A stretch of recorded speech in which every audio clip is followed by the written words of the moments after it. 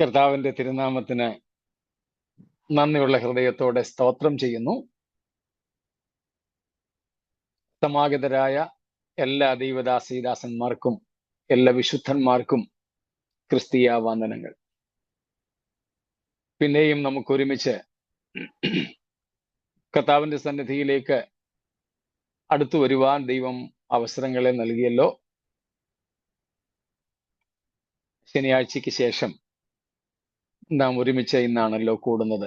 ഇന്നലെ നിങ്ങളെല്ലാവരും കൂടെ ഒരുമിച്ച് കൂടി പ്രിയ എബ്രഹാം ജോസഫ് പാസ്റ്ററെങ്കിൽ ദൈവത്തിന്റെ വചനത്തിൽ നിന്ന് പങ്കുവച്ചു എന്ന് ഞാൻ അറിഞ്ഞു. കേൾക്കുവാൻ എനിക്ക് കഴിഞ്ഞില്ല. കർത്താവിന്റെ ദാസനോടും ഉള്ള പ്രത്യേക നന്ദിയെ ഞാൻ പ്രകാശിപ്പിക്കുന്നു. കർത്താവ് നമ്മെ ഒരുമിച്ച് സഹായിക്കട്ടെ. നിങ്ങളുടെ പ്രാർത്ഥനകൾക്കും പ്രത്യേകമായ നന്ദി അറിയിക്കുന്നു.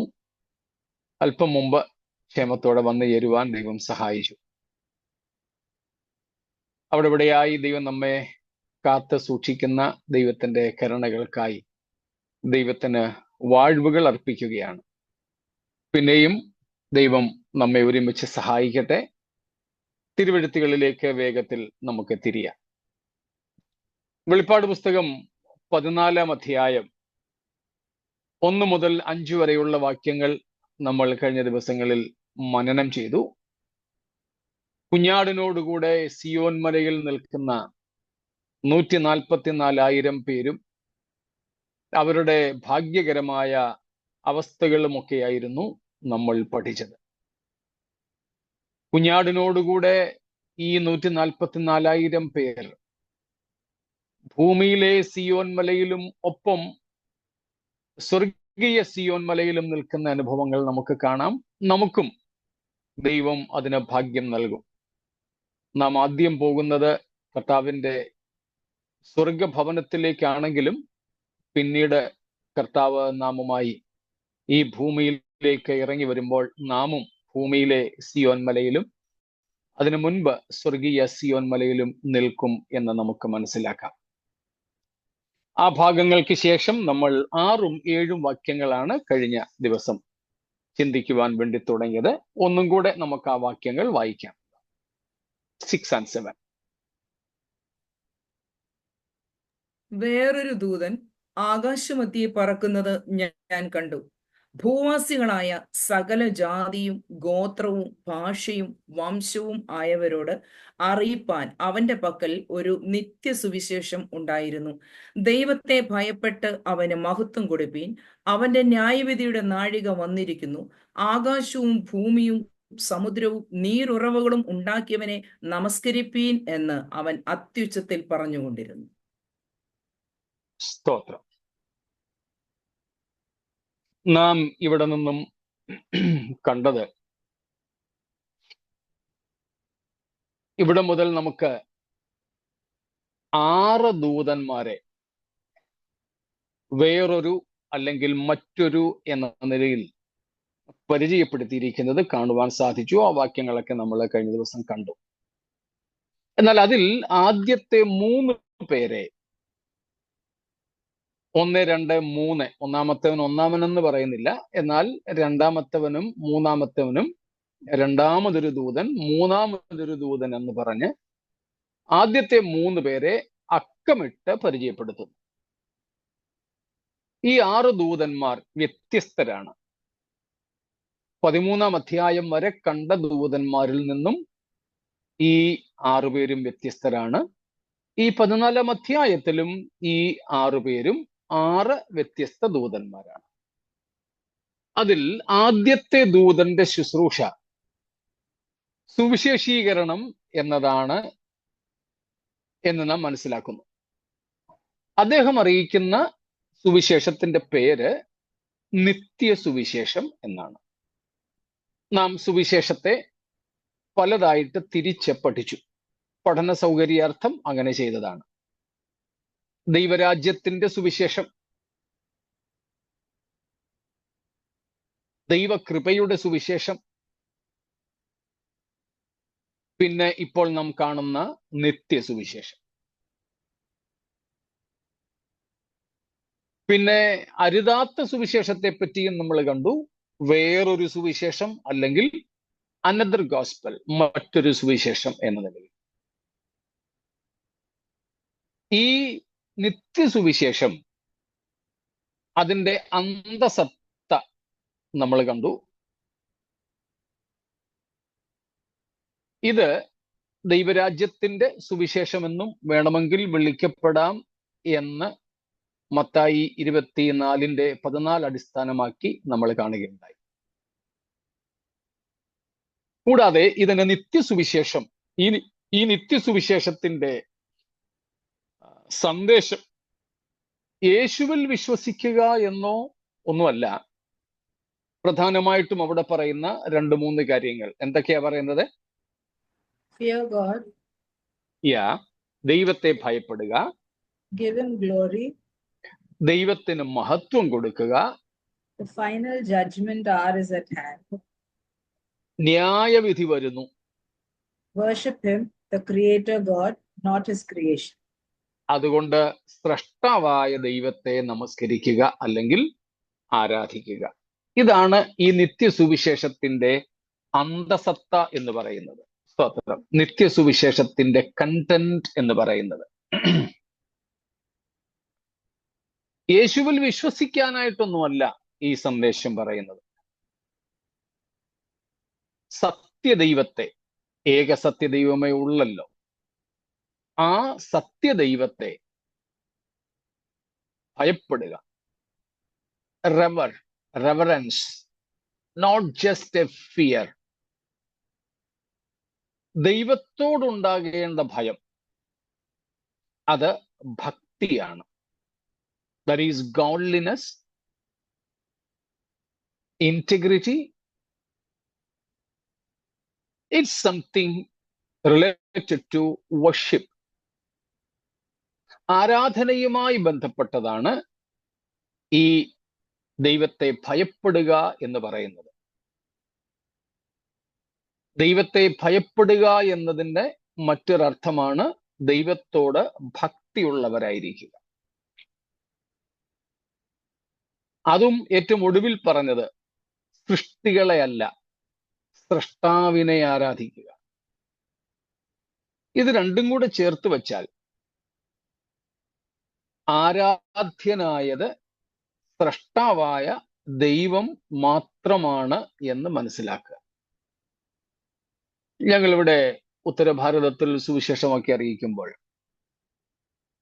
പലരും ദൈവത്തെ ഭഗവാൻ എന്നാണ് സംബോധന ചെയ്യുന്നത്. നമ്മുടെ ഇടയിലും ചിലരൊക്കെ ദൈവത്തെ ഭഗവാൻ എന്ന് പറയാറുണ്ട്. പ്രാർത്ഥിക്കുമ്പോഴൊക്കെ ഞാൻ കേട്ടിട്ടുണ്ട്, ഭഗവാനെ മദത് ചെയ്യാൻ. നമ്മുടെ സഭകളിൽ പോലും ചിലരൊക്കെ, ഇവൻ മലയാളികളും പാരമ്പര്യ ക്രൈസ്തവരായിരുന്നവരും ഒക്കെ അറിയാതെ പറയുന്നതാണ്. എന്നാൽ ബൈബിൾ ഭഗവാൻ എന്ന ഒരു പദം ഉപയോഗിക്കുന്നില്ല. ഇവിടെ ഹിന്ദിക്കാരോടൊക്കെ ചോദിച്ചാൽ ചിലർ പറയും ഭഗവാൻ എന്ന് പറഞ്ഞാൽ ഭാസെ ഭൂമി, ഗസെ ഗഗൻ, വാസെ വായു, നാസെ നീർ, ഭഗവാൻ. ഭൂമി, ഗഗൻ അഥവാ ഗഗനം ആകാശം, വായു, നീർ വെള്ളം, ഇവയെല്ലാം ഉണ്ടാക്കിയ ആളിനെയാണ് ഞങ്ങൾ ഭഗവാൻ എന്ന് വിളിക്കുന്നത്. നല്ല നിർവചനം. മറ്റൊരു നിർവചനം ചിലർ പറയാറുണ്ട്, ഈ നാലും ഇല്ലാതെ ജീവിക്കാൻ കഴിയുന്നവനെയാണ് ഞങ്ങൾ ഭഗവാൻ എന്ന് വിളിക്കുന്നത്. അപ്പൊ ഭഗവാൻ എന്ന് സാധാരണ നമ്മുടെ ഇന്ത്യൻ ഭാഷയിൽ പറഞ്ഞാൽ എന്താ അർത്ഥം? ഭൂമിയെയും ആകാശത്തെയും വായുവിനെയും വെള്ളത്തെയും ഒക്കെ സൃഷ്ടിച്ചവനും ഈ സൃഷ്ടിക്കപ്പെട്ട വസ്തുക്കളൊന്നും കൂടാതെ തന്നെ നിലനിൽക്കുവാൻ, ജീവിക്കുവാൻ കഴിയുന്നവനുമായവൻ ആരോ അവനാണ് ഭഗവാൻ അഥവാ ദൈവം.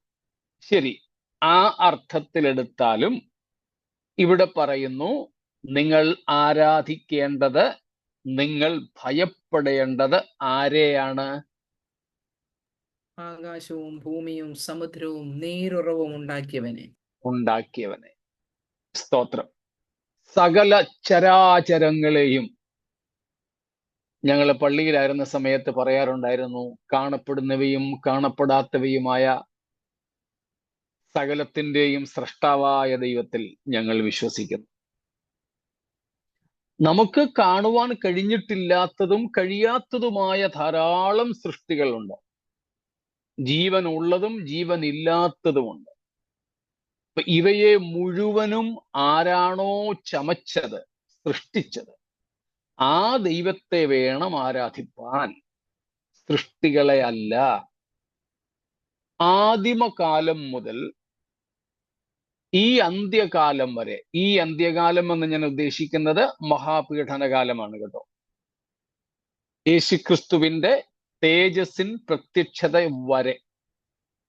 അപ്പോൾ ആദിമകാലം മുതൽ, പണ്ട് പുരാതന കാലം മുതൽ, ഇനിയും സംഭവിപ്പാനിരിക്കുന്ന ഭാവിയിലെ യേശുക്രിസ്തുവിന്റെ ഭൂമിയിലേക്കുള്ള മടങ്ങി വരവ് വരെ മനുഷ്യജാതിക്കിടയിൽ നിലനിൽക്കുന്ന ഏറ്റവും വലിയ പാപം ആണ്, ഏറ്റവും ഗൗരവമേറിയ പാപമാണ് സൃഷ്ടികളെ ആരാധിക്കുക എന്നുള്ളത്.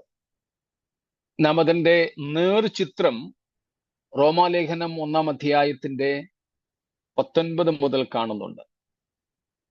Romans 1:19 following is a very descriptive portion about this particular basic and most serious sin of mankind.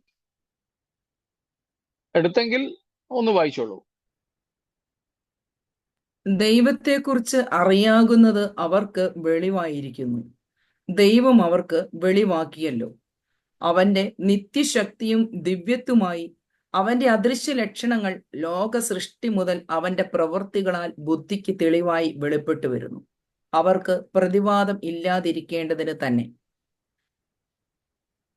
അവർ ദൈവത്തെ അറിഞ്ഞിട്ടും അവനെ ദൈവമെന്ന് ഓർത്ത് മഹത്വീകരിക്കുകയോ നന്ദി കാണിക്കുകയോ ചെയ്യാതെ തങ്ങളുടെ നിരൂപണങ്ങളിൽ വ്യർത്ഥരായി തീർന്നു. അവരുടെ വിവേകമില്ലാത്ത ഹൃദയം ഇരുണ്ടുപോയി. ജ്ഞാനികൾ എന്ന് പറഞ്ഞുകൊണ്ട് അവർ മൂഢരായിപ്പോയി.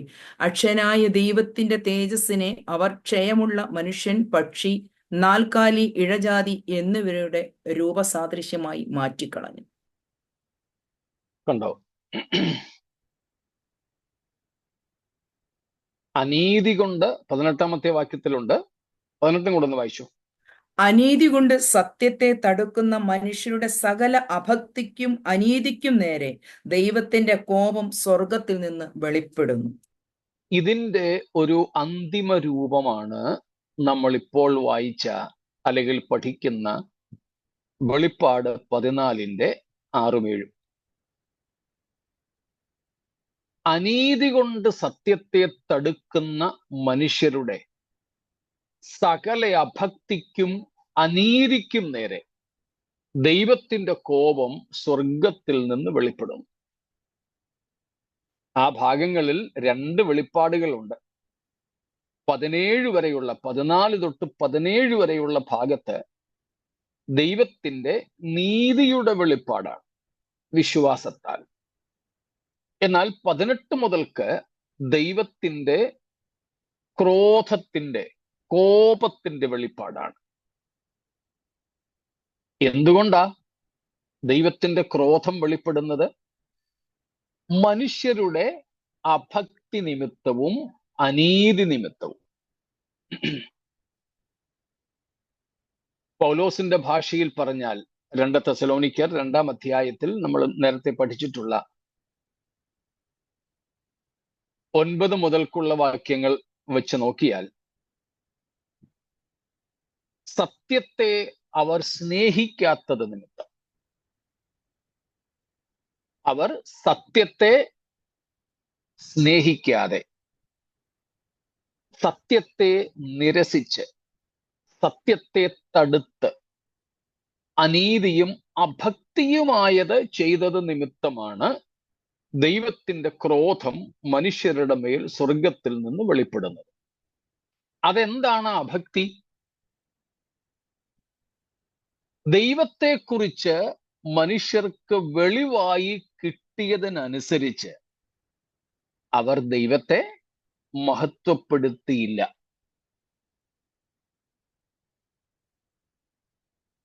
They did not glorify God as he deserved or deserves.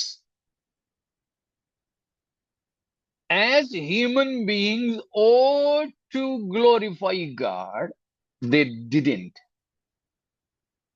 Even though God revealed his greatness, his divinity to man. മനുഷ്യരുടെ മസ്തിഷ്കത്തിൽ, ചിന്താധാരയിൽ, മനസാക്ഷിയിൽ ദൈവം ദൈവത്തെക്കുറിച്ച് വെളിപ്പെടുത്തി. ദൈവത്തിൻ്റെ ദൈവത്വം, നിത്യത്വം, ദൈവത്തിൻ്റെ മഹത്വം, ശക്തി നിഷേധിക്കാൻ കഴിയാത്തതുപോലെ ദൈവം ഇതെല്ലാം വെളിപ്പെടുത്തി. എന്നിട്ട് മനുഷ്യനിൽ നിന്ന് എന്താണ് ആഗ്രഹിച്ചത്?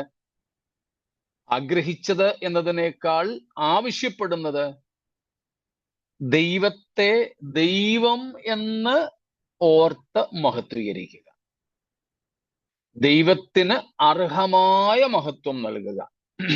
സങ്കീർത്തനത്തിൽ നമ്മൾ അതല്ലേ വായിക്കുന്നത്?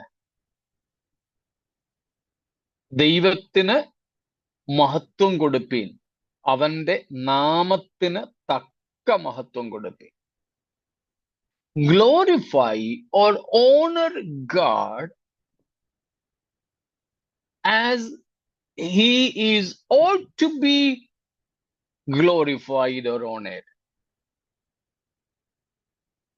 ദൈവത്തിന് തക്കതായ മഹത്വം, ഡ്യൂ ഗ്ലോറി, തക്ക മഹത്വം ദൈവത്തിന് കൊടുക്കുക. എന്നാൽ മനുഷ്യജാതി സൃഷ്ടിയുടെ ഏതാണ്ട് ആരംഭം മുതലേ അവിടെയാണ് പരാജയപ്പെട്ടത്. ദൈവം ഏറ്റവും വെറുക്കുന്നതായ പാപവും അത് തന്നെ.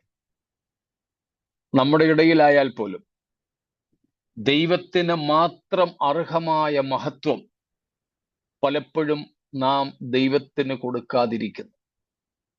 നമ്മുടെയൊക്കെ ഇടയിലെ നേതാക്കന്മാർക്കും മനുഷ്യർക്കുമൊക്കെ പോലും കൊടുക്കുന്നതായ മഹത്വം നാം ദൈവത്തിന് കൊടുക്കുന്നുണ്ടോ എന്ന് സംശയിക്കേണ്ടിയിരിക്കുന്നു. ഇവിടെ അന്തിമമായി a last warning, also a last chance for man to be delivered from the final judgment. അന്തിമ ന്യായവിധിയിൽ നിന്നും രക്ഷപ്പെടുന്നതിനുള്ള അന്തിമമായ ഒരു അവസരവും ഏറ്റവും അവസാനത്തെ താക്കീതുമാണ് ഇവിടെ ദൈവം നൽകുന്നത്. ഇത് എയർപോർട്ടിലൊക്കെ എയർലൈൻസുകാർ വിളിച്ചു പറയുന്നത് പോലെയുള്ള അന്തിമ താക്കീതല്ല. ഞാൻ കേട്ടിട്ടുണ്ട് എയർപോർട്ടുകളിൽ, this is the last call for so and so flight to so and so place. ഇന്ന നമ്പർ ഫ്ലൈറ്റിന്റെ, ഇന്ന സ്ഥലത്തേക്ക് പോകുന്ന ഇന്ന നമ്പർ ഫ്ലൈറ്റിന്റെ ഏറ്റവും ഒടുവിലത്തെ ലാസ്റ്റ് ആൻഡ് ഫൈനൽ കോൾ, അവസാനത്തെ വിളിയാണ്. നിങ്ങൾ വന്നില്ലെങ്കിൽ ഇന്നവര് ഇനി വരാനുണ്ട്, വന്നില്ലെങ്കിൽ നിങ്ങളെ കാത്തു നിൽക്കത്തില്ല, ഫ്ലൈറ്റ് പുറപ്പെടും.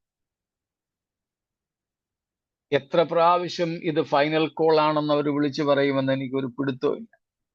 ഞാൻ തന്നെ പല പ്രാവശ്യം എണ്ണിയിട്ടുണ്ട്.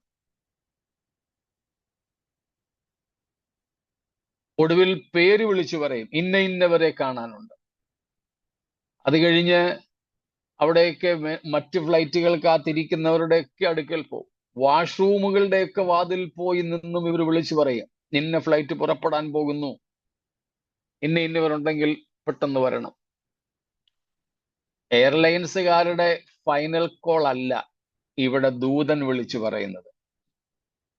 ഇതുപോലെ ഒത്തിരി ഫൈനൽ കോളുകളൊന്നും കർത്താവ് തരില്ല. This is the last chance.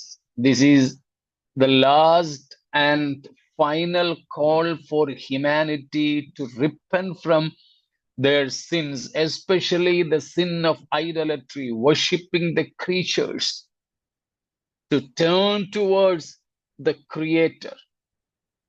സൃഷ്ടികളിൽ നിന്ന്, സൃഷ്ടികളെ ആരാധിക്കുന്നതിൽ നിന്ന്, വിഗ്രഹാരാധനയിൽ നിന്ന് സത്യദൈവത്തിങ്കിലേക്ക് തിരിയുന്നതിനുള്ള അന്തിമമായൊരു വിളിയാണിത്. അന്തിമമായൊരു അവസരമാണ്. സകല ഭൂവാസികൾക്കും വേണ്ടി സ്രഷ്ടാവായ ദൈവം, കരുണാമയനായ ദൈവം തന്റെ ക്രോധം കരുണയില്ലാതെ ചൊരിയുന്നതിന് മുമ്പ് തന്റെ കരുണയോടെ ജനത്തെ തങ്കിലേക്ക് വിളിക്കുകയാണ്. സ്തോത്രം. കരുണ കൂടാതെ ക്രോധം ചൊരിയുന്നതിന് മുമ്പ് ദൈവം മനുഷ്യജാതിയെ തങ്കലേക്ക് വിളിക്കുന്നു. സ്തോത്രം. ഇത് സകലരോടും, നമ്മൾ കഴിഞ്ഞ ദിവസവും കണ്ടതുപോലെ, ഭൂമിയിലെ ഒരു വ്യക്തിയെ പോലും, ഉൾവനങ്ങളിൽ, ആമസോൺ കാടുകളിൽ പോലും വസിക്കുന്ന ഇതുവരെ നരവംശ ശാസ്ത്രജ്ഞർക്ക് കണ്ടെത്താൻ കഴിഞ്ഞിട്ടില്ലാത്ത, അവരുടെ അറിവിൽ പോലും പെട്ടിട്ടില്ലാത്ത വല്ല ജനജാതിയും ഏതെങ്കിലും വനങ്ങളിൽ, ഗുഹകളിലൊക്കെ ഇന്നും പാർക്കുന്നെങ്കിൽ അവരെ പോലും കൈവിടാതെ അവരുടെ പോലും ഭാഷയിൽ ഈ ദൂതൻ ഈ സന്ദേശം അവരെ അറിയിക്കുകയായിരിക്കും. ഒരുപക്ഷെ യേശുക്രിസ്തു ക്രൂശിൽ മരിച്ച സന്ദേശം ഈ എല്ലാ ജാതികളിലേക്കും എത്തിക്കുവാൻ ഇതുവരെ കഴിഞ്ഞിട്ടുമില്ല. ഒരു പക്ഷേ കർത്താവ് സഭയെ ചേർക്കുവാൻ വരുന്നതുവരെ അത് സാധിച്ചെന്നും വരികയില്ലായിരിക്കാം. സാധിക്കട്ടെ എന്ന് ഞാൻ ആഗ്രഹിക്കുന്നു. ഞാനും അതിൽ പങ്കാളിയാകണമെന്ന് ആഗ്രഹിക്കുന്നു. എന്നാൽ ഒരു പക്ഷേ അങ്ങനെ ആകേണ്ട നിർബന്ധമില്ലെന്നുള്ളതും നമ്മൾ ഇതിനോടകം പഠിച്ചു കഴിഞ്ഞതുകൊണ്ട് ഞാൻ ആ ഭാഗം വിടുന്നു. പക്ഷേ ഇത് ലോകാവസാനത്തിനു മുമ്പ് ഇനിയും മറ്റൊരവസരം ഇവർക്ക് മാനസാന്തരത്തിന് ലഭിക്കുന്നില്ല എന്നതുകൊണ്ട് സകല മനുഷ്യരോടും അറിയിക്കുന്നതിന് ഈ സന്ദേശം ദൂതന്റെ പക്കൽ ഏൽപ്പിക്കുകയാണ്. അത്രയും ഭാഗങ്ങള് വ്യക്തമായി കാണുമല്ലോ. ഈ 6-7 വാക്യങ്ങളിൽ നിന്ന് മറ്റെന്തെങ്കിലും ഉണ്ടെങ്കിൽ ചോദിച്ചാട്ടെ.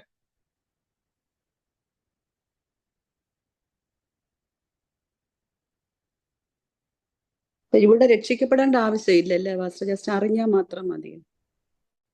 ഇല്ല, അറിഞ്ഞാൽ എന്ത് ചെയ്യണം? ദൈവത്തിങ്കിലേക്ക് തിരിയണം. അതാണല്ലോ ഇവിടെ പറഞ്ഞിരിക്കുന്നത്. ദൈവത്തെ ഭയപ്പെടുക, ദൈവത്തിന് മഹത്വം കൊടുക്കുക, സ്രഷ്ടാവായ ദൈവത്തെ ആരാധിക്കുക. അപ്പോൾ മാനസാന്തരം എന്നുള്ളതിന്റെ അർത്ഥം ദൈവത്തിങ്കിലേക്ക് തിരിയുക എന്നുള്ളതാണ്. അപ്പൊ സത്യദൈവത്തിങ്കിലേക്ക് മാനസാന്തരപ്പെട്ട് തിരിഞ്ഞേ പറ്റൂ. അറിഞ്ഞാൽ മാത്രമില്ല. അറിവെല്ലാവർക്കും കൊടുക്കുന്നു. അത് മത്തായി 24:14 നമ്മൾ കണ്ടു. എല്ലാവരോടും അറിയിപ്പാൻ. ഇവിടെയും അത് തന്നെയാണ്, അറിയിപ്പാൻ. അറിയിക്കുന്നു. അറിയാഞ്ഞതുകൊണ്ട് ഞങ്ങൾ തിരിഞ്ഞില്ലെന്ന് പറയാതിരിപ്പാൻ. ആ കാര്യം അറിയിക്കുന്നു. എന്നാൽ അറിയുക എന്നതുകൊണ്ട് രക്ഷയില്ല. അവർ അറിഞ്ഞതനുസരിച്ച് അനുസരിക്കണം.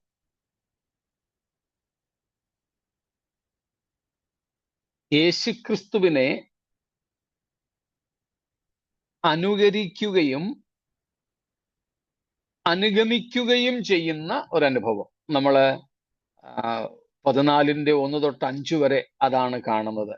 ക്രിസ്താനുഗമനം, ക്രിസ്താനുകരണം, ഇത് രണ്ടും ഈ 144,000 പേര് ചെയ്തു. യേശുക്രിസ്തുവിനെ അനുഗമിച്ചു, യേശുക്രിസ്തുവിനെ അനുകരിച്ചു.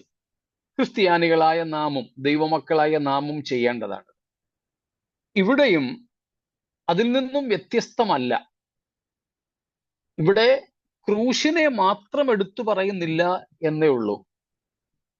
എന്നാൽ മഹാപീഡനകാലത്തെ സന്ദേശങ്ങളിലും ഏറ്റവും പൊന്തി നിൽക്കുന്ന വിഷയം, ഏറ്റവും മുന്തി നിൽക്കുന്ന വിഷയം, ഏറ്റവും പ്രധാന വിഷയം ക്രിസ്തുവും ക്രൂശും തന്നെയാണ്. ഇവിടെ കുറെ കൂടെ പൊതുവായി ദൂതൻ അറിയിക്കുന്നു എന്നതിനാൽ പറയുന്നത്, നിങ്ങൾ സത്യദൈവത്തിങ്കലേക്ക് തിരിയുക, ആ സ്രഷ്ടാവിനെ തന്നെ ആരാധിക്കുക, ആ ദൈവത്തെ ഭയപ്പെട്ട് ആ ദൈവത്തിന് മാത്രം മഹത്വം കൊടുക്കുക. ഈ 3 പദങ്ങളും ഒരേ കാര്യമാണ് പറയുന്നത്. ദൈവത്തെ ഭയപ്പെടുക, ദൈവത്തിന് മഹത്വം കൊടുക്കുക, ദൈവത്തെ ആരാധിക്കുക. ഇത് 3ഉം ഏതാണ്ട് ഒരേ കാര്യം തന്നെയാണ്. അപ്പോ ദൈവത്തിങ്കലേക്ക് തിരിയണം. ആ തിരിച്ചിലിന് പറയുന്ന പേരാ മാനസാന്തരം. മാനസാന്തരത്തിന്റെ ഏറ്റവും കാതലായ കാര്യമാണ് ടേണിംഗ് ടുവേർഡ്സ് ഗാഡ്, ദൈവത്തിങ്കിലേക്ക് തിരിയുക. മാനസാന്തരത്തിലെ ഏറ്റവും പ്രധാനപ്പെട്ട ഘടകമാണ്. അപ്പൊ ഇവിടെ മാനസാന്തരം കൂടിയേ തീരൂ, അതില്ലാതെ പറ്റത്തില്ല. അത് ഏത് കാലത്തും ജീവിച്ചിരിക്കുന്ന മനുഷ്യർക്ക് മാനസാന്തരം കൂടിയേ തീരൂ. കേവലം അറിവുകൊണ്ട് രക്ഷയില്ല.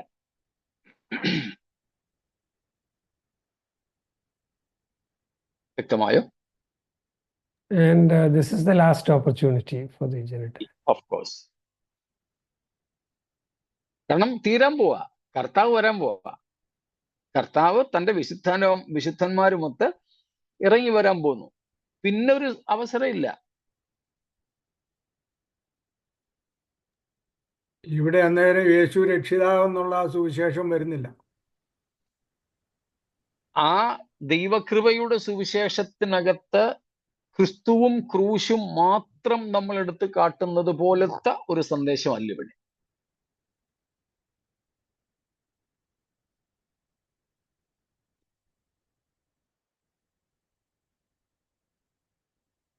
ത്രിയേക ദൈവമാണ് ഇവിടുത്തെ മൊത്തമായ വിഷയം.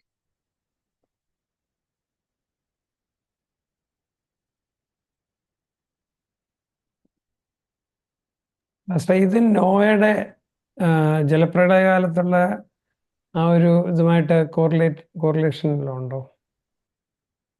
ഇല്ല. അന്നത്തെ ജനം വഷളത്വം പ്രവർത്തിച്ചു, അതിൽ നിന്ന് വിശ്വസിക്കുകയും വിശ്വസിച്ച് പെട്ടകത്തിലങ്ങ് കയറിക്കൂടിയാൽ മതിയായിരുന്നു. ഇവിടെ അങ്ങനൊരു സംഭവം ഇല്ല. ഇവിടെ മഹാപീഡനകാലത്തും യേശുക്രിസ്തുവിന്റെ ക്രൂശിന് തന്നെയാണ് പ്രാധാന്യം. അതുകൊണ്ടാണ് ഈ 144,000 പേരെ സുവിശേഷകർ എന്ന് നമ്മൾ വിളിക്കുന്നത്. അവരുടെ മേൽ പതിപ്പിച്ച മുദ്രയും കുഞ്ഞാടിന്റെ മുദ്രയാണ്. യഹൂദന്മാരല്ലാത്തവരിൽ നിന്ന് മഹാപീഡനകാലത്ത് രക്ഷിക്കപ്പെട്ടവരെ കുറിച്ച് 7-ാം അധ്യായത്തിൽ 9 മുതൽ നമ്മൾ വായിച്ചത്, പ്രത്യേകിച്ച് 13-14 വാക്യങ്ങളിൽ അവർ കുഞ്ഞാടിന്റെ രക്തത്തിൽ തങ്ങളുടെ അങ്കി അലക്കി വെളുപ്പിച്ചവർ. അപ്പോൾ ഈ മഹാപീഡനകാലത്തും യേശുക്രിസ്തുവും ക്രൂശും തന്നെയാണ് പ്രധാന പ്രതിപാദ്യ വിഷയം. ഈ അന്തിമ സമയത്ത് ദൈവം ഇനിയും അത്രയും പോലും നമ്മൾ മുമ്പേ പറഞ്ഞതുപോലെ ഉൾവനാന്തരങ്ങളിലൊക്കെ കിടക്കുന്ന ലിപികൾ പോലും ഇല്ലാത്ത, ഒരുപക്ഷെ വസ്ത്രം പോലും ധരിക്കാൻ അറിഞ്ഞുകൂടാത്ത, ഭക്ഷണം പാകം ചെയ്ത് കഴിക്കാൻ പോലും അറിഞ്ഞുകൂടാത്ത, അമ്മയും പെങ്ങന്മാരും തമ്മിലുള്ള ബന്ധം പോലും തിരിച്ചറിഞ്ഞുകൂടാത്ത, മൃഗതുല്യരായി ഒരുപക്ഷെ കഴിയുന്ന വനവാസികൾ കണ്ടേക്കാം. അവരു പോലും തിരിച്ചറിയാൻ കഴിയുന്ന സാധാരണ ഭാഷയിലാണ് ഇവിടെ പറയുന്നത് ഒരു സത്യദൈവമുണ്ട്, അവരും വിശ്വസിക്കുന്നുണ്ട് ഇതെല്ലാം. അതുകൊണ്ടാണ് നമ്മൾ പറയുന്നത് ദൈവത്തെക്കുറിച്ചുള്ള മനോബോധം ദൈവം മനുഷ്യന് ഏറ്റവും ആദ്യം നൽകിയിരിക്കുന്നത് മനസാക്ഷിയിലാണ്. അതുകൊണ്ടാ ഈ വനവാസികൾ പോലും ഏതെങ്കിലും ഒരു രൂപത്തെ ദൈവം എന്ന് കണ്ട് കുമ്പിടുന്നതോ ആരാധിക്കുന്നതോ. അത് സത്യദൈവം, സൃഷ്ടാവായൊരു ദൈവമുണ്ട് എന്ന ഒരു ബോധം ജനത്തിന് കൊടുക്കുകയാണ്. അതിന്റെ അർത്ഥം ക്രിസ്തു രംഗത്തില്ലെന്നുള്ളതല്ല. മഹാപീഡന കാലത്തെ പ്രധാനപ്പെട്ട പ്രസംഗ വിഷയം ക്രിസ്തുവും ക്രൂശും തന്നെയായിരിക്കും. അപ്പൊ ഈ 144,000 പേര് പറയുന്ന സുവിശേഷം ഏത് സുവിശേഷം? രാജ്യത്തിന്റെ സുവിശേഷമാണോ അതോ? രാജ്യത്തിന്റെ സുവിശേഷമാണ്. അപ്പോൾ തന്നെ യേശു ക്രിസ്തു ആണെന്ന് അവർ പ്രസംഗിക്കും. യേശു, വ്യത്യാസം മനസ്സിലായല്ലോ?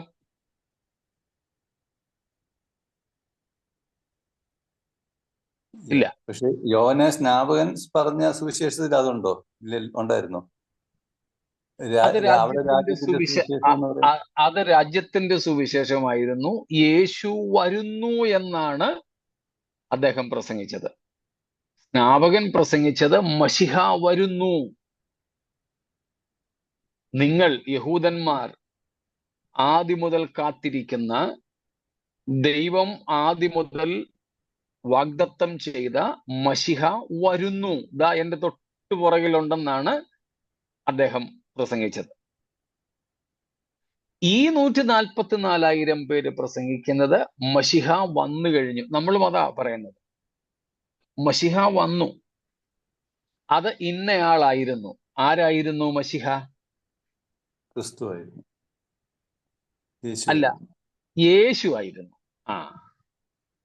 ഒന്നും കൂടെ വായിച്ചോ. നമ്മൾ ഒത്തിരി വാക്യങ്ങള് വായിച്ച 2-3 ആഴ്ചയ്ക്ക് മുമ്പ് ഇക്കാര്യം നമ്മൾ പറഞ്ഞിരുന്നു. എങ്കിലും ഒന്നും കൂടെ. യോഹന്നാൻ 20:31 വാക്യം. ജോൺ 20:31.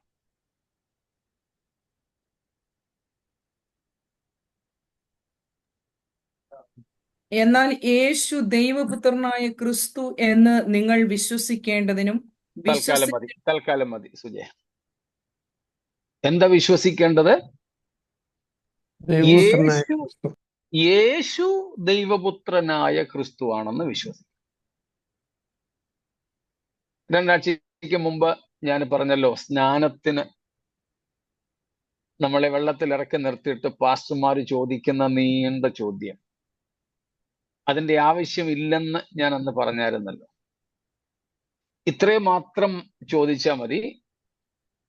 യേശു ദൈവപുത്രനായ ക്രിസ്തു ആണെന്ന് നിങ്ങൾ വിശ്വസിക്കുന്നു. ഞങ്ങളുടെ ചർച്ചില് 2 സ്നാനം ഉണ്ടായിരുന്നു. ആ ദിവസങ്ങളിൽ ഞാൻ സ്നാനാർത്ഥികളോട് ചോദിച്ചത് അത്രേ ഉള്ളൂ. യേശു ദൈവപുത്രനായ ക്രിസ്തു എന്ന് മോനെ, മോളെ, സഹോദര, സഹോദരി നിങ്ങൾ വിശ്വസിക്കുന്നു? അത്രയും ചോദിച്ചാൽ മതി. അപ്പം ഈ 144,000 പേരും പ്രസംഗിക്കുന്നത് പ്രധാനമായും യഹൂദന്മാരോടും രണ്ടാമത് യഹൂദേതരരോടുമാണ്. Jews and then to non-Jewish community. പ്രത്യേകിച്ച് യഹൂദന്മാരോട് പറയുമ്പോൾ പ്രസംഗിക്കുന്നതാണ് യേശു. അതിനെ നമുക്ക് വേണമെങ്കിൽ ഇങ്ങനെയൊക്കെ വിളിക്കാം: മറിയയുടെ മകനായ യേശു, നസറായനായ യേശു. ആരാണ്? ദൈവപുത്രനായ ക്രിസ്തു അഥവാ മശിഹയാണെന്ന് വിശ്വസിക്കുക. നമ്മള് രണ്ടും വേർതിരിച്ചു പഠിക്കണം. യേശു, മശിഹ. ചിലര് പഠിപ്പിക്കുന്നത് പോലെ ഉയർത്തപ്പെട്ട് കഴിഞ്ഞ് യേശു മശിഹയായെന്ന് പഠിപ്പിക്കുന്ന ദുരുപദേശകരുണ്ട്. അതല്ല. യേശു ഉയർത്തെഴുന്നേറ്റ ശേഷമല്ല മശിഹയായത്, അവൻ ജനിച്ചത് തന്നെ മശിഹയായിട്ടാണ്. എന്തുവായിരുന്നു ആദ്യത്തെ ക്രിസ്മസ് ഗീതം? ക്രിസ്മസ് ഗീതം ഒന്നും ബൈബിളിലൊന്നും ഇല്ല, മനസ്സിലാക്കാൻ വേണ്ടി ഞാൻ സാധാരണ ഭാഷയിൽ പറഞ്ഞേ ഉള്ളൂ. ഫസ്റ്റ് എന്താണ് പറയുന്നത്? കരോൾസ് എന്തോ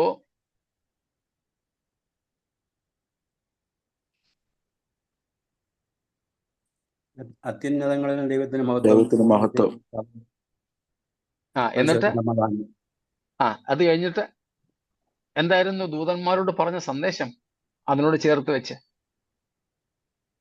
ദൂതന്മാർ ആട്ടിടയന്മാരോട് പറഞ്ഞ സന്ദേശം, മഹാസന്ദേശം ഞാൻ നിങ്ങളെ അറിയിക്കുന്നു, ക്രിസ്തു എന്ന രക്ഷിതാവ് ക്രിസ്തു എന്ന രക്ഷിതാവ്.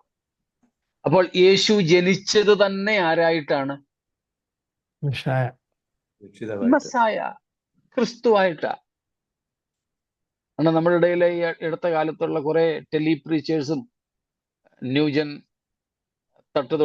പൊളിപ്പൻ ഫോറൻസിക് പ്രസംഗകരും ഒക്കെ പഠിപ്പിക്കുന്നത് യേശു ഉയർത്തെഴുന്നേറ്റ് കഴിഞ്ഞാണ് മശിഹയായത്, ക്രിസ്തുവായതെന്ന്. അല്ലല്ല, ജനിച്ചതേ ക്രിസ്തുവായിട്ടാ.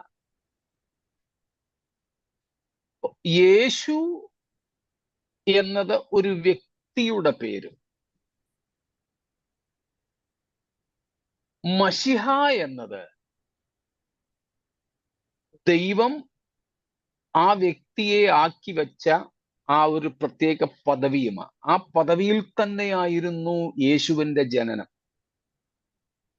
യഹൂദന്മാർ യേശുവിനെ വെറും ഒരു യഹൂദനായിട്ടാണ് കണ്ടത്. ഒരു അങ്ങേയറ്റം ചിലര് അങ്ങ് മാന്യത കൊടുത്താൽ യോസെഫിന്റെയും മറിയയുടെയും മകൻ, ഞങ്ങളെപ്പോലെ ഒരു യഹൂദൻ, ദാവീദിന്റെ കുടുംബത്തിൽ പിറന്നവൻ എന്നൊക്കെയുള്ള അർത്ഥമേ യേശുവിന് അന്നത്തെ യഹൂദന്മാർ കൊടുത്തുള്ളൂ. പക്ഷേ യേശു ആ നസറായൻ, ആ നസറേത്തുകാരൻ, ആ ഗലീലക്കാരൻ, ഗാലീലിയൻ, ആ ഗലീലക്കാരൻ, ആ നസറേത്തുകാരൻ, ആ മറിയയുടെ മകൻ,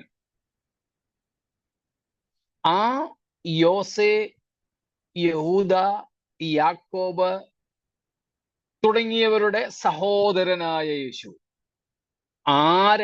ആയിരുന്നു, അല്ലെങ്കിൽ ആരാണെന്ന് വിശ്വസിക്കണം?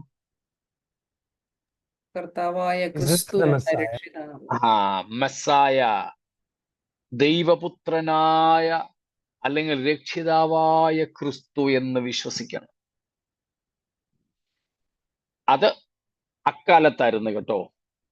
അതിങ്ങോട്ട് കഴിഞ്ഞപ്പോൾ, പ്രത്യേകിച്ച് ഈ 144,000 പേര് പ്രസംഗിക്കുമ്പോൾ, കേവലം നസറേത്തുകാരൻ എന്ന് മാത്രമല്ല, കേവലം മറിയയുടെ മകനെന്നോ ഗലീലക്കാരനെന്നോ മാത്രമല്ല, പത്രോസും പൗലോസും ഒക്കെ പറഞ്ഞതുപോലെ നിങ്ങൾ ക്രൂശിച്ചു കൊന്ന യേശു. പത്രോസ് അങ്ങനെയാണല്ലോ അപ്പോസ്തല പ്രവൃത്തികൾ 2 പറഞ്ഞത്, നിങ്ങൾ ക്രൂശിച്ചു കൊന്ന യേശു. പൗലോസ് പറയുന്നത് ക്രൂശിക്കപ്പെട്ട ക്രിസ്തു. മനസ്സിലായോ? ഇവയെല്ലാം കൂടെ കൂട്ടിച്ചേർത്താണ് ഈ 144,000 പേരും പ്രസംഗിക്കുന്നത്. ആ യേശു ആരാണ്, അല്ലെങ്കിൽ ആരായിരുന്നു? വാഗ്ദത്ത മശിഹ. മശിഹ എന്ന് തന്നെ പറഞ്ഞാലും കുഴപ്പമില്ല, കുറച്ചുകൂടെ നല്ലതായിരിക്കും ദ പ്രോമിസ്ഡ് മെസ്സായ. നമ്മൾ കാരണം കണ്ടു. ബൈബിളിലെ ഏറ്റവും ആദ്യത്തെ വാഗ്ദത്തം ഓർമ്മയുണ്ടല്ലോ? സ്ത്രീയുടെ സന്തതിയായി പിറക്കുന്ന മശിഹയായിരുന്നു. ബൈബിളിലെ ഏറ്റവും വലിയ വാഗ്ദത്തവും അത് തന്നെ.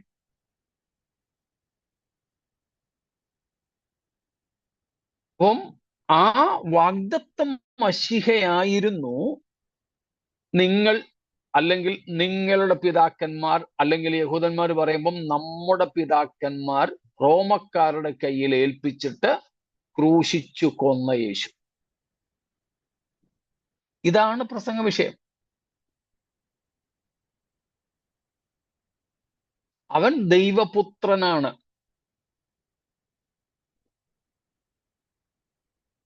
ഇതാണ് വിശ്വസിക്കേണ്ടത്. ആ ദൈവത്തിങ്കിലേക്ക് തിരിയുക. ദൈവത്തിങ്കിലേക്ക് തിരിയാൻ ഏക വഴി യേശു മാത്രം. എക്കാലത്തെയും സുവിശേഷത്തിന്റെ കാതലായ സന്ദേശം ഇതാ.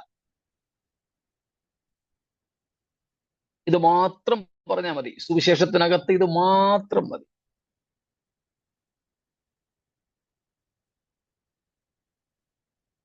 ഗുഡ് ന്യൂസ്, സുവിശേഷം, നല്ല സന്ദേശം, സുവിശേഷം, നല്ല വിശേഷം. Heralding the good news. Good news to the whole mankind. ദൈവത്തിന്റെ ക്രോധത്തിന് അടിമകളായി രക്ഷപ്പെടുവാൻ ഒരു മാർഗവുമില്ലാതെ, പ്രതിവാദമില്ലാതെ, വിതൗട്ട് ഡിഫൻസ്, പ്രതിവാദമില്ലാതെ കിടക്കുന്ന മാനവജാതിക്കുള്ള ഏറ്റവും നല്ല സന്ദേശം, ഗുഡ് ന്യൂസ് ആണ്. You are forgiven. ദൈവം നിങ്ങളോട് ക്ഷമിച്ചിരിക്കുന്നു. നിങ്ങളെ ദൈവത്തിന്റെ ക്രോധത്തിൽ നിന്നും നിത്യശിക്ഷാവിധിയിൽ നിന്നും വിമോചിപ്പിക്കുവാൻ ദൈവം പ്രസാദിച്ചിരിക്കുന്നു. എങ്ങനെ? യേശുക്രിസ്തുവിലൂടെ. ഇതാണ് സുവിശേഷം. അതല്ലാതെ ഇന്ന് നമ്മൾ കേൾക്കുന്നത് പോലെ യേശു ചെയ്ത അത്ഭുതങ്ങളെ കുറിച്ച് പ്രസംഗിച്ച് ജനത്തെ ആവേശം കൊള്ളിച്ച് ഓൾട്ടർ കോൾ കൊടുത്ത് പ്രാർത്ഥിപ്പിക്കാൻ വിളിക്കുന്നതല്ല. മുഴയും പനിയും വയറിന്റെ വേദനയും മാറ്റുന്നതല്ല സുവിശേഷം. സുവിശേഷത്തിന്റെ സന്ദേശം ഇതാ. നമ്മൾ പണ്ടും പഠിച്ചിട്ടുള്ളത് പോലെ എത്ര ദീനത്തിലോ എത്ര കഷ്ടത്തിലോ കിടക്കുന്നവരോടായാലും സുവിശേഷം പറയുമ്പോൾ ഈ പറയപ്പെട്ട ക്രൂശിന്റെ സന്ദേശമാണ് പറയേണ്ടത്. ഇപ്പോഴും അതാണ് പ്രസംഗിക്കപ്പെടുന്നത്. അന്ന് പ്രസംഗിക്കുമ്പോൾ, മഹാപീഡനകാലത്ത് ഇത് പ്രസംഗിക്കുമ്പോൾ ഒരു കാര്യവും കൂടെ അവർ ഊന്നിപ്പറയും: ദൈവരാജ്യം സ്ഥാപിതമാകാറായി. യേശു എന്ന് വെച്ചാൽ മശിഹ രാജാവായി വരുന്നു. രാജാവായി വരുന്നു. യേശു രാജത്വമേൽക്കാറായി. ആ രാജ്യത്തിലേക്ക് പ്രവേശിപ്പാൻ നിങ്ങൾ ആ യേശുവിൽ വിശ്വസിക്കുക. ന്യായവിധി വരുന്നു. ഇപ്പോൾ ഇവിടെ പറയുന്നത് അതാണ്. ന്യായവിധി വരുന്നു. അതിന്റെ ന്യായവിധി, ന്യായവിധിയുടെ നാഴിക വന്നിരിക്കുന്നു. ന്യായവിധി വെളിപ്പെടാറായിരിക്കുന്നു. രക്ഷപ്പെടാൻ ഒറ്റ മാർഗം, ദൈവത്തിങ്കിലേക്ക് തിരിയുക. ദൈവത്തിങ്കിലേക്ക് തിരിയാൻ ഏക മാധ്യമം യേശുക്രിസ്തു.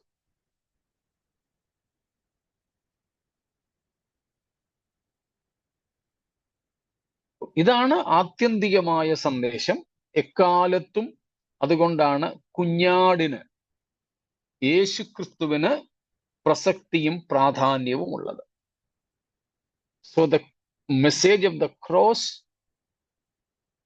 the message of the crucified Christ, in the language of Revelation, the slain Lamb of God, is so relevant and important.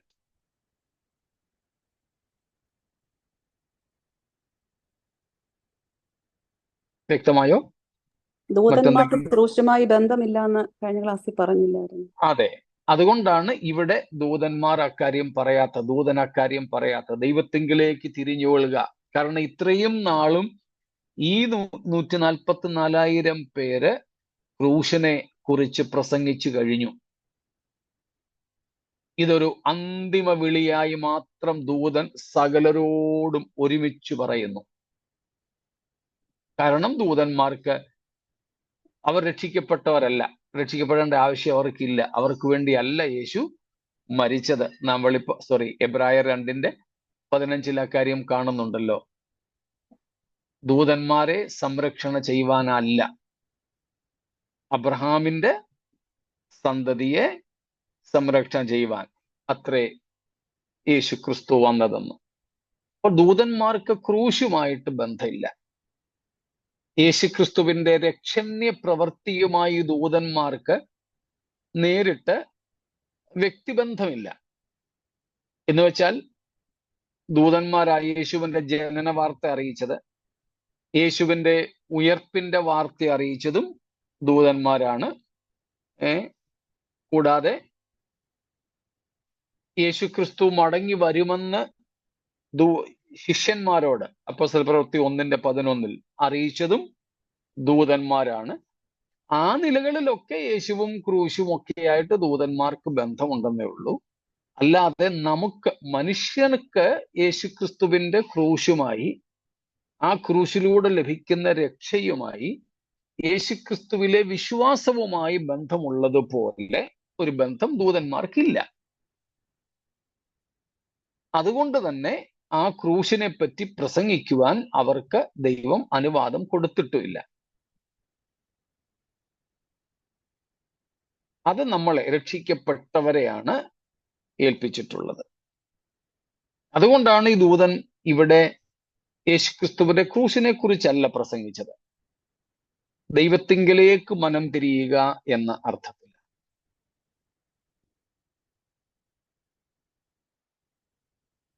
Faster, എല്ലാവരും ഒരുമിച്ച് കേൾക്കാൻ വേണ്ടിയാണോ Angel flying in the mid air എന്ന് പറയുന്നത്? അതെ, ഒരുമിച്ച് കേൾക്കണം എന്ന് നിർബന്ധമില്ല.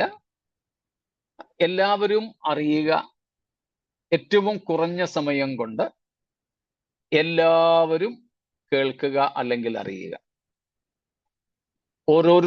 ഒന്നുകിൽ ഓരോരുത്തരുടെ ഭാഷയിലായിരിക്കും ദൂതൻ സംസാരിച്ചത്, അല്ലെങ്കിൽ ദൂതന്റെ ഭാഷയിൽ പറഞ്ഞത് സകല മനുഷ്യർക്കും അവരവരുടെ ഭാഷയിൽ തിരിച്ചറിയാനായിട്ട് കഴിഞ്ഞു. ഈ രണ്ടിലേതെങ്കിലും ഒന്നായിരിക്കും സംഭവിക്കുക. ഇനിയും മഹാരാഷ്ട്രയിൽ വന്ന് പ്രസംഗിക്കുമ്പോൾ മറാഠി പറഞ്ഞാൽ മതി, കേരളത്തിൽ പ്രസംഗിക്കുമ്പോൾ മലയാളത്തിൽ പറഞ്ഞാൽ മതി, ഇംഗ്ലീഷ് അറിയാവുന്നിടത്ത് ഇംഗ്ലീഷിൽ പറഞ്ഞാൽ മതി.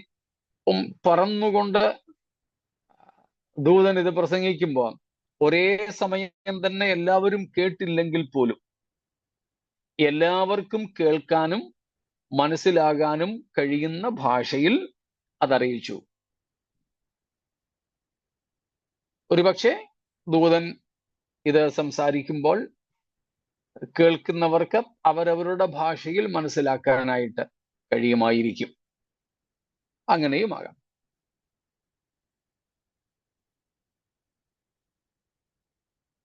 അല്ല, ഏറ്റവും കുറഞ്ഞ സമയം കൊണ്ട് എല്ലാവരും കേൾക്കുക.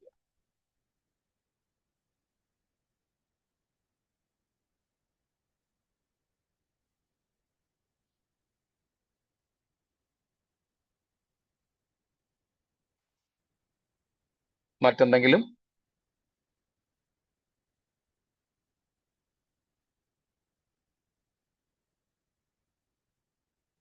ഈ 2 വാക്യങ്ങളുടെ അല്പം കൂടെയുള്ള വിശദീകരണം നമുക്ക് മൂന്നാമത്തെ ദൂതന്റെ സന്ദേശത്തിലുണ്ട്. അന്നേരം ഈ 6-7 വാക്യങ്ങളിലെ അല്പകാര്യങ്ങൾ കൂടെ, ന്യായവിധിയുടെയും മറ്റും വിഷയങ്ങൾ, അവന് മഹത്വം കൊടുക്കുക എന്ന വിഷയം നമുക്ക് ഈ 9 മുതൽ 12 വരെയുള്ള വാക്യങ്ങൾ പരിഗണിക്കുമ്പോൾ ലഭിക്കുന്നതായിരിക്കും. അതുകൊണ്ട് ന്യായവിധിയെക്കുറിച്ചും മഹത്വം കൊടുക്കുക എന്നതിനെക്കുറിച്ചും വിശദീകരിക്കേണ്ടതാണെങ്കിലും തൽക്കാലം അത് വിശദീകരിക്കാതെ ഞാൻ വിടുകയാണ്. നമുക്ക് 9 തൊട്ട് 12 വരെയുള്ള വാക്യങ്ങളിൽ അത് ലഭിക്കും. അതുകൊണ്ട് 8ാമത്തെ വാക്യം കൂടെ വായിച്ച് നമുക്ക് നിർത്താം. സമയം തീരാറായി എന്ന് ഞാൻ മനസ്സിലാക്കുന്നു. എങ്കിലും 8ാം വാക്യവും കൂടുതൽ വിശദീകരണത്തിന് ഇപ്പോൾ നമ്മൾ മുതിരുന്നില്ല. എങ്കിലും വായിച്ചാട്ടെ. രണ്ടാമത് വേറൊരു ദൂതൻ പിൻചെന്നു, വീണുപോയി. തന്റെ ദുർനടപ്പിന്റെ ക്രോധമദ്യം സകല ജാതികളെയും കുടിപ്പിച്ച മഹതിയാം ബാബിലോൺ വീണുപോയി എന്ന് പറഞ്ഞു. സ്തോത്രം. 2ാമത്തെ ദൂതൻ declaring about the doom or the destruction or the final judgment of Babylon. ബാബിലോണിന്റെ വീഴ്ചയെ കുറിച്ചുള്ള പ്രഖ്യാപനമാണ് ഇവിടെ. അതിന്റെ കൂടുതൽ വിശദാംശങ്ങൾ നമുക്ക് 17-18 അധ്യായങ്ങളിലേക്ക് വരുമ്പോൾ ലഭിക്കുന്നതാണ്. അതുകൊണ്ട് ഇപ്പോൾ ഞാൻ ഈ 8ാമത്തെ വാക്യത്തെ കുറിച്ച് വിശദീകരിക്കുന്നില്ല. ഇവിടെ ബാബിലോണിന്റെ പതനം, ദ ഫോൾ ഓഫ് ബാബിലോൺ.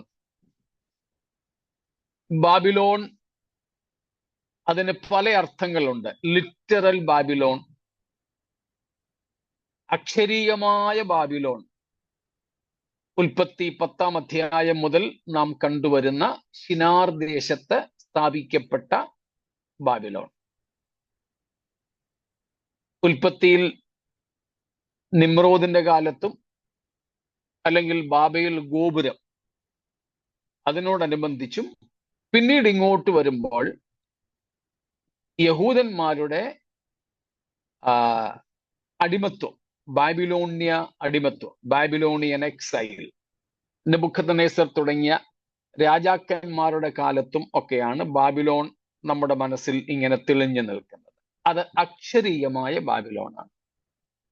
ഇന്നത്തെ ഇറാഖിന്റെയും ഇറാന്റെയും ഒക്കെ ചില പ്രദേശങ്ങൾ കൂടിയിട്ടുള്ളതാണെന്ന് നമുക്കറിയാം.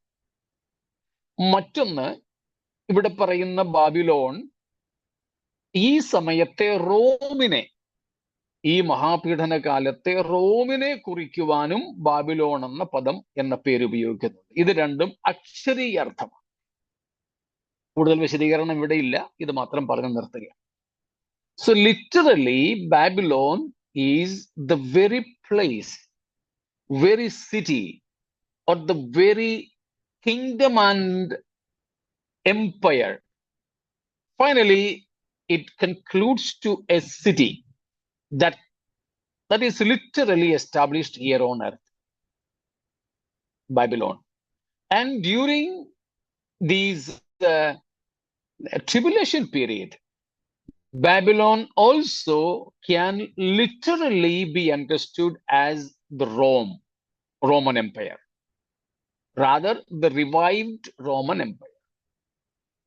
അപ്പോൾ ബാബിലോണിന്റെ അക്ഷരീയ അർത്ഥം രണ്ടർത്ഥത്തിലുണ്ട്. ഒന്ന്, ബൈബിളിൽ കാണുന്ന ബാബിലോൺ എന്ന അക്ഷരീയമായ പ്രദേശം. മറ്റൊന്ന്, മഹാപീഡന കാലത്തെ റോമിനെ കുറിക്കുന്നതിനും പ്രത്യേകിച്ച് ഉയർത്തെഴുന്നേറ്റ എതിർക്രിസ്തുവിന്റെ ഭരണകാലത്തെ റോമിനെ കുറിക്കുന്നതിനും ബാബിലോൺ എന്ന പദം അക്ഷരീയ അർത്ഥത്തിൽ ഉപയോഗിക്കുന്നു. Also it is used religiously. മതപരമായിട്ട് ബാബിലോൺ എന്ന പദം ഉപയോഗിക്കുന്നുണ്ട് ബൈബിളിൽ. പ്രത്യേകിച്ച് ഇവിടെ നാം കാണുന്നുണ്ട് മഹദിയാം Babylon, the great Babylon. So the great Babylon, especially in chapter 17, there we see a mystery that shows a religious system, the world perverted religious system. ലോക മതവ്യവസ്ഥിതിയെ കുറിക്കുവാനും ബാബിലോൺ എന്ന പദം ഉപയോഗിക്കുന്നുണ്ട്. A third meaning, it also shows to an economic system that controls the entire world, especially during the last days, as we see in Revelation chapter 18.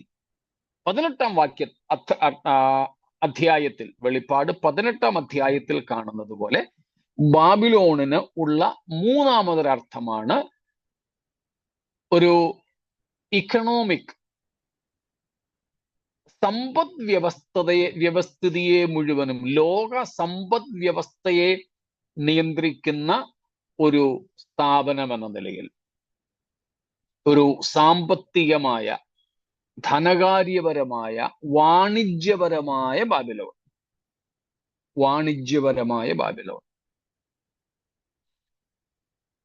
A fourth connotation is a political Babylon. രാഷ്ട്രീയമായ Babylon. അത് നമ്മൾ ആദ്യമേ പറഞ്ഞ അക്ഷരീക അർത്ഥത്തിലെ റോമുമായിട്ട് ബന്ധപ്പെട്ടതാണ്. പ്രത്യേകിച്ച് ഈ എതിർ ക്രിസ്തുവിന്റെ സമയത്ത്, ഈ 70-ാം ആഴ്ചവട്ടത്തിൽ, ഈ അവസാനത്തെ 7 വർഷം ഭരണം നടത്തുന്ന രാഷ്ട്രീയ ചിന്താഗതികളെ കുറിക്കുവാനും രാഷ്ട്രീയ ബാബിലോൺ എന്ന അർത്ഥത്തിൽ ഉപയോഗിക്കപ്പെടുന്നുണ്ട്. 4 അർത്ഥങ്ങളിലുണ്ട്: അക്ഷരീയമായിട്ട്, മതപരമായിട്ട്, വാണിജ്യപരം അല്ലെങ്കിൽ സാമ്പത്തികമായിട്ട്, രാഷ്ട്രീയമായിട്ട്. ഈ 4 അർത്ഥത്തിലും ഉള്ള ബാബിലോണിനെ, ആ വ്യവസ്ഥിതികളെ ദൈവം ന്യായം വിധിക്കുന്നതിന്റെ പ്രഖ്യാപനമാണ് 8-ാമത്തെ വാക്യം. അതിന്റെ വിശദീകരണം നമുക്ക് വരും അധ്യായങ്ങളിൽ, പ്രത്യേകിച്ച് 17-ലും 18-ലും ഉണ്ടാകും എന്നതുകൊണ്ട് ഇത്രയും മാത്രം പറഞ്ഞ് ആ 8-ാമത്തെ വാക്യവും നമ്മൾ വിടുകയാണ്. ഇത്രയും മനസ്സിലേക്ക് കാണുമായിരിക്കുമല്ലോ ഈ 4 നിലയിൽ ബാബിലോണിനെ കാണുന്നത്. അങ്ങനെയാണെങ്കിൽ കർത്താവിന്റെ വരവ് താമസിച്ചാൽ നമുക്ക് നാളെ 9 മുതൽ 12 വരെയുള്ള ഭാഗങ്ങൾ ചിന്തിക്കാം. ഈ പറഞ്ഞതിലും എന്തെങ്കിലും സംശയങ്ങൾ ഉണ്ടെങ്കിൽ നിങ്ങൾക്ക് നാളെ ചോദിക്കാവുന്നതാണ്. സ്തോത്രം. ഏതായാലും കർത്താവ് നമുക്കൊരു ഭാഗ്യം തന്നു. നാം ജീവിച്ചിരിക്കെ തന്നെ സ്രഷ്ടാവിനെ അറിയാൻ, സത്യദൈവത്തെ അറിയാൻ. യേശുക്രിസ്തു യോഹന്നാൻ 17:3 പറഞ്ഞു. സ്തോത്രം. എന്താണ് കർത്താവ് പറഞ്ഞത്? ഏക സത്യദൈവമായ നിന്നെയും നീ അയച്ച ക്രിസ്തുവിനെയും അറിയുന്നത് തന്നെ നിത്യജീവൻ. Eternal life is to know the true one and eternal God and also the Christ whom you have sent. കർത്താവ് നമുക്ക് ഭാഗ്യം തന്നു ഏക സത്യദൈവത്തെയും ആ ദൈവത്തിന്റെ പുത്രനായ ക്രിസ്തുവിനെയും അറിയാൻ. ആ അറിവ് നമ്മൾ നേരത്തെ പഠിച്ചിട്ടുണ്ട്. വ്യക്തിപരമായ ബന്ധത്തിന്റെ, റിലേഷണൽ ആൻഡ് എക്സ്പീരിയൻഷ്യൽ നോളജ്. ആ അറിവിലേക്കും ബന്ധത്തിലേക്കും എത്തുവാൻ, നിത്യജീവനെ പ്രാപിപ്പാൻ കർത്താവ് നമുക്ക് ഭാഗ്യം നൽകിയല്ലോ. ദൈവത്തിന് സ്തോത്രം. ആ ക്രിസ്തുവിന്റെ പ്രത്യക്ഷതയ്ക്കായി നമുക്ക് ഒരുങ്ങി കാത്തിരിക്കാം. ഈ വചനങ്ങളാൽ ദൈവം നമ്മെ അനുഗ്രഹിക്കുമാറാകട്ടെ. സ്തോത്രം.